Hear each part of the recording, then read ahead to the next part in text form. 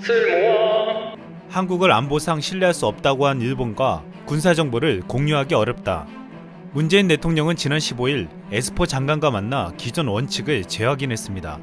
외교 소식통은 동맹국인 미국이 작심한 듯 지소미아 유지를 공개적으로 거론해 왔음에도 정부 차원이 아닌 문 대통령이 직접 불가능하다며 사실상 거절한 것이라고 말했습니다. 청와대는 문 대통령이 지소미아와 별개로 한미일 안보 협력에는 지속적인 노력을 기울이겠다고 했습니다. 일본은 미국이 압박하고 미 국방장관이 한국에 와서 지소미아를 연장할 수 있게 기대했지만 결국 그 기대는 물거품이 되어버렸습니다. 트럼프는 최근 한국의 방위 분담금을 5조 8천억 원 이상을 내야 한다고 요구했습니다. 이것은 올해 방위 분담금보다 5배나 더 달라는 것이었습니다. 우리 정부는 트럼프의 이 같은 요구에 당황해하며 국민들은 갈취라는 표현을 쓰며 거세게 비판했습니다. 더불어민주당과 정의당, 민주평화당, 대한신당 소속 의원 47명은 지난 15일 미국의 방위비 분담금 대폭 증액 요구와 관련해 미국 도널드 트럼프 행정부는 거짓 협박을 멈추라고 촉구했습니다. 트럼프의 이 같은 비상식적인 방위비 인상 요구는 미국 내에서도 비판을 받고 있습니다.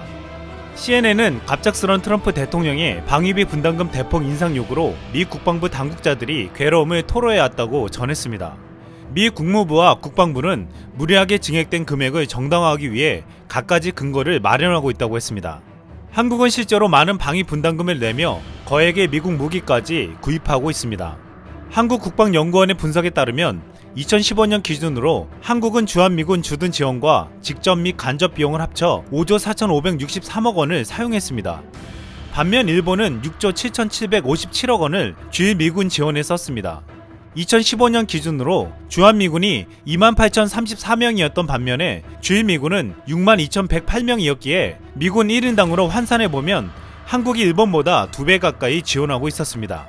미국 브루스 베넷 랜드 연구소 선임 연구원은 방위 분담금을 올리는 것은 오히려 미국의 손해라고 주장하기도 했습니다. 미국의 과도한 방위비 인상 요구는 한국의 미국 무기 구매 능력을 줄여 미국 무기 시스템 구입이 줄어들 것이라는 것이었습니다. 이것은 곧 미 방산업체의 일자리를 줄이는 결과를 초래할 것이라고 했습니다.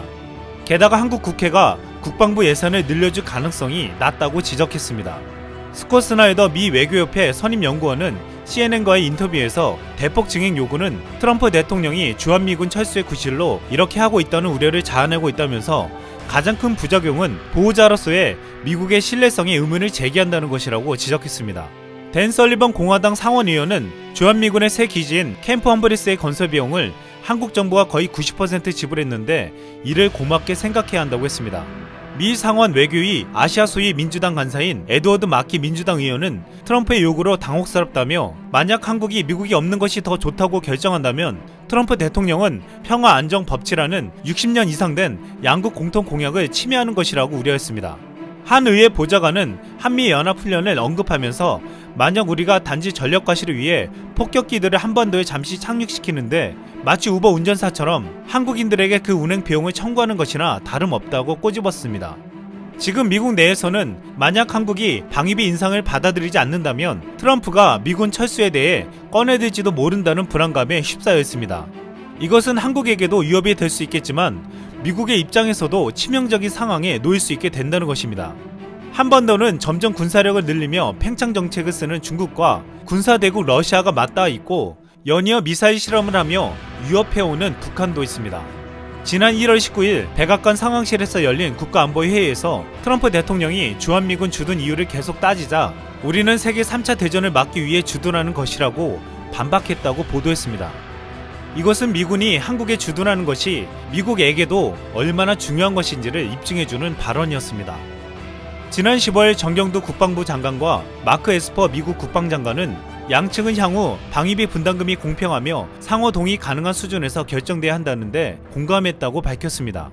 문재인 대통령도 일본의 태도 변화 없이는 당당히 지소미아 연장은 없다고 했습니다.